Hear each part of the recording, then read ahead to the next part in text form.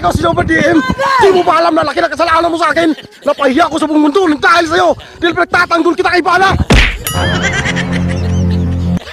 Bakit? Sinasabi ko ba sa'yo na paniwalaan mo yung sinasabi ko? Sino ba nagsabi sa'yo na ipagtanggol mo ko? Pinagtanggol kita kasi kaibigan kita. Naawa lang ako sa'yo. Naawa?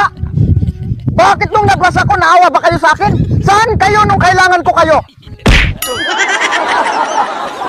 Di mo ba alam?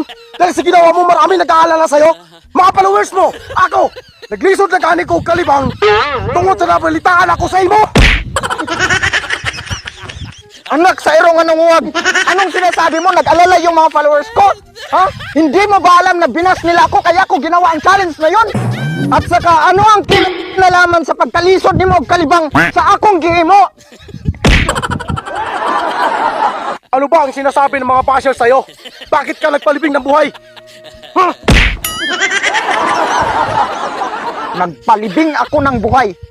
Kasi sinasabi ng mga basher, laos na daw ako. Pero ngayon na nagpalibing ako ng buhay. Bakit sila nanood? Ha? Bakit sila nanood? Oh, tingnan mo, sumikat ako. Akala ko ba nang dahil kay Ivana kaya ka nagpalibing ng buhay? Dahil yun yung sinasabi mo sa vlog mo. Sinasabi ko lang yun. Kasi gusto ko mapatawa sila. Kahit malungkot ako, gusto ko silang mapatawa. Pero yan lang ang igaganti ninyo sa akin. Ha? Pagkatapos ako magka-violation, ibabas nyo lang ako. So hindi pala totoo lahat ng mga sinasabi mo sa vlog mo. Abo, akala ko nang dahil kay Ivana kaya ka nagpalibing. Hindi mo ba alam? Pati si Ivana galit na sa akin. Mahal ko rin si Ivana, Alawi. Pero nang dahil sa pag-content ko sa'yo, hindi na rin niya ako mapapansin. Anak ka sa iro nga ng Wagrons TV. Kaya ka pala nagagalit sa akin dahil mahal mo din si Ivana Alawi. Hindi kainin mo si Ivana Alawi. Wala akong pakialam sa kanya. Hindi mo ba alam? Matagal ko na rin siya pinapangarap. Ha?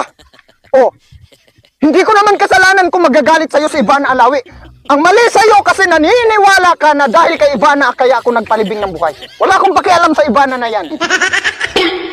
Salaan mo lahat ng to. Linisin mo ako sa mga tao dahil galit na sa akin lahat ng tao. Bakit hawak ko ba ang utak ng mga tao? Kung galit sila sa'yo, wala akong pakialam. Hindi ko sila kayang pabaguhin kung ano ang iniisip nila. Paano ko ngayon? Paano ko mapapansin ni Ivana? Wala akong pakialam sa Ivana na yan. Kaya bahala ka kung hindi kanya papansinin.